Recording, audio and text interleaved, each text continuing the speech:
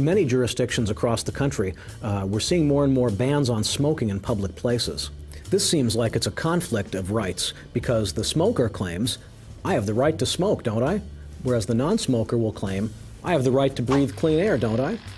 But in many of these areas, the concept of public places includes bars or restaurants. And in an important way, those aren't public places. Those are private places. The bar, the restaurants, those have owners, just like you own your home. If you're in my house, you don't have the right to smoke unless I say that you can smoke. And if I'm in your house, I don't have the right to clean air unless you say I have the right to clean air.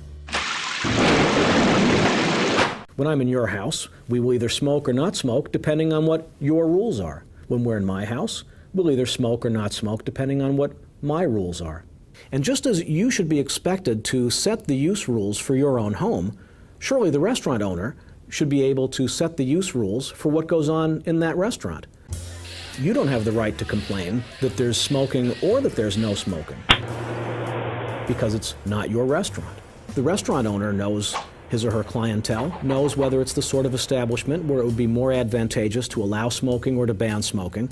Why not let the restaurant owner make those decisions for that establishment in just the same way that you get to make those rules for your own home? You're not required to go to the restaurant in the first place. If you would like to go to a restaurant where there's no smoking allowed, then you should go to a restaurant where there's no smoking allowed. If you would like to go to a restaurant where there is smoking allowed, then you should go to that kind of a restaurant. But to frame that in terms of rights is to miss the point of whose rights are in question.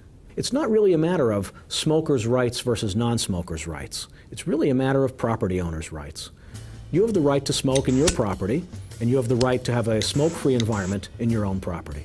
But you don't have a right to one condition or the other in somebody else's property. The property owner's rights are the ones that should determine the rules for use of that property. You don't have rights that override the property owner's rights. If I'm in your restaurant, it's up to you whether I can smoke or not up to me.